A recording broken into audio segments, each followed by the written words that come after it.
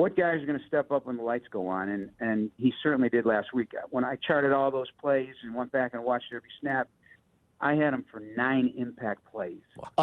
So, all right, what did you make of Eberflus's decision on Justin and select starters? And do you believe now that Fields will play in Game 3? I'll answer the latter first. I have no idea. I'm not sure. But the first part of it is, a couple of days earlier, it was just something he said, and I don't remember exactly. I thought, now wait, is he thinking about maybe not playing Justin? And then when after practice, I wasn't that shocked because I thought he intimated something a couple of days ago, and I didn't like what I hear. Obviously, I want him to play. I'm a meathead. I want these guys to play 3 quarters and put up a good performance. So I'm in the category of wanting to play starters. Not a ridiculous amount by no means, but it took me by surprise. Honestly, in the bigger picture, it did take me by surprise. Even a couple of series, but there's got to be a reason for it. Hopefully, I'll learn a little bit more tomorrow when I visit with Matt before kickoff and do our interview for the pregame show. So, but the other part of it is, let's be honest, the offensive line is banged up on the interior. So I'm not sure what Cody Whitehair's status is or if anything's up there, but you got Mr. Kramer handling the pivot right now at center, and Jeter Iceland coming in there as the backup because Lucas Patrick still isn't ready. And, I'm certain Nate Davis isn't going to play. He's only had a few reps in pads, period. It was for the first time during the last couple of days. So I'm not sure what maybe that leads into it. I'll tell you this, the Colts pass rush, it's not a bad defense, first and foremost, even a year ago in certain aspects. Certainly the run defense, not as good as the Titans were a year ago, but those guys were coming off the ball, man. Kwity Paye, the kid from Michigan, he's a bit of a beast in there. Even the second level guys were really difficult to handle at times. So, it's in the bigger picture, I'm thinking that's probably what the reason is. But I was hoping for 2 of the current generational type, hopefully players, dynamic players that we're seeing in Justin Fields on one side and Anthony Richardson on the other, because I think that's a nice tease for the audience.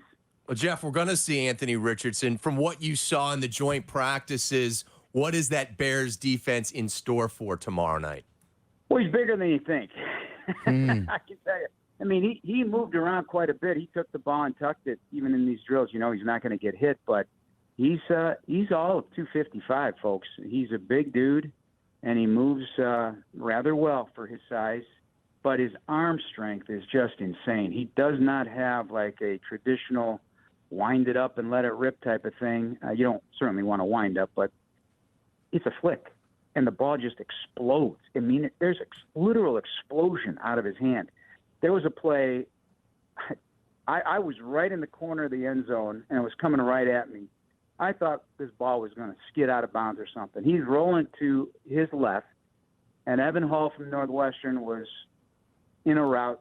There was a clearing route underneath him, and he anticipated this ball, threw it, and Evan Hall turned around and was pretty much shocked it was there. It was a whistling low liner to Evan Hall, and I couldn't believe the throw. I mean, the anticipation on that throw was fantastic. Now, other times throwing into some traffic and going to have the rookie mistakes, but the complete picture of what this human that was made in the lab to quarterback, and let me remind everybody, he's going to have a long way to go, but he is uber talented. It's good stuff. Jeff Joniak joining us. Waddle and Sylvie on ESPN 1000. PB is in for Waddle today.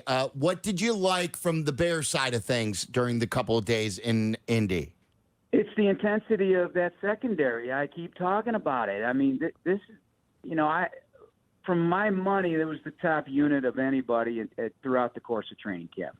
They kind of are setting tones. When they were on the field against the Colts offense, particularly yesterday, I mean, there were scuffle after scuffle because, they were getting in there and when they make plays, they celebrate it and they get jacked up. I mean, it's a very fiery unit, and they don't have everybody in there yet.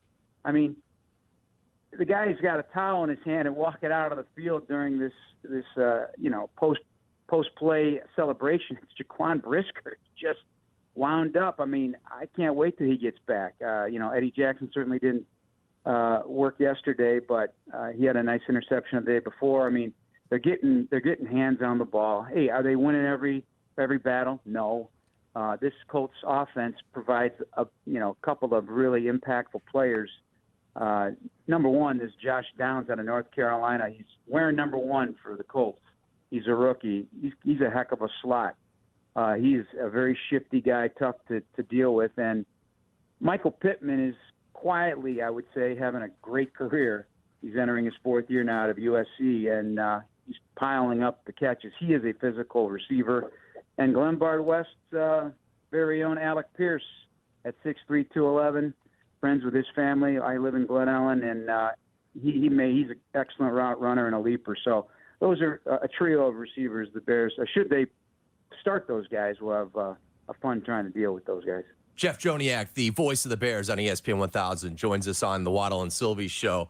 Jeff, Travis Gibson last week, sack, 3 quarterback hits against Tennessee.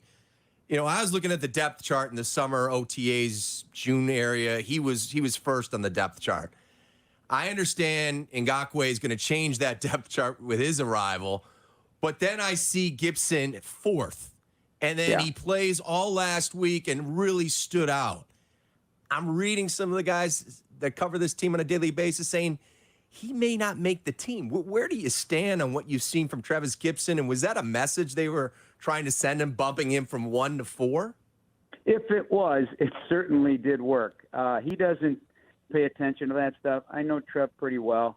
He just goes out there and does his thing. And, Ryan Poles told me in that pregame interview, he's looking for guys that respond when the lights come on.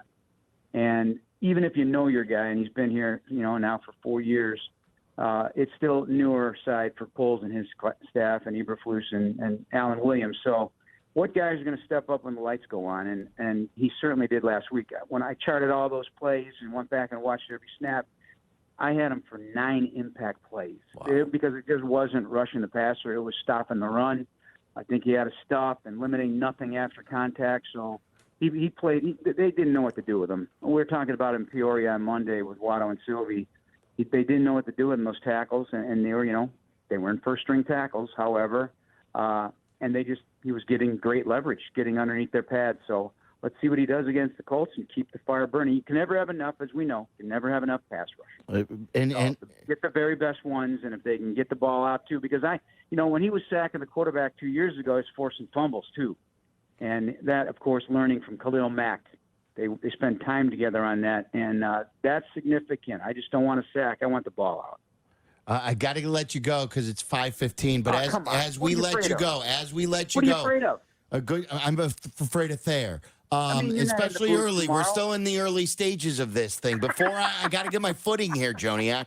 A good time Patty Boyle reminded me. I asked him too in the pre-show. I go, remind me of this when we get Joniak on. You guys have Kevin Warren on in the third quarter. You had a great conversation with George McCaskey in the third quarter of game 1. In game 2 here, you're going to have Kevin Warren, so I assume some stadium conversation, yes? Oh, it's got to come up, right? It's on everybody's mind. And, never know what we're going to – how, in those type of settings when you're calling a game and you're doing it in between plays, it's whatever pops in your head, organic. But, yes, we will definitely – bring that up and see what he says. I know he did something with Peter King on a video on his podcast recently and talked about it. So we'll see what the latest is and what he's willing to discuss on that front. So it's certainly top of mind everywhere you go. Everybody wants to know what's next. So we'll give the fans a little taste, as they say. Are you going to ask for a bigger booth? No, I'm in no position sure you to ask are. for anything in this business. Well, now that Sylvie's ego has to fit in there, and now that he's joining you guys. Yeah, he told me one of his biggest shocks was the size of the booth. It is small. I mean, it's not the size of the booth; it's the quality that comes out of it. Hey, Jeff, enjoy tonight's dinner. We will talk tomorrow in the pregame show, and can't wait for another great call of the game. All right, good to talk to you, Pat and Sylvie. Have a great Friday. Bears Friday. Bear down, everybody.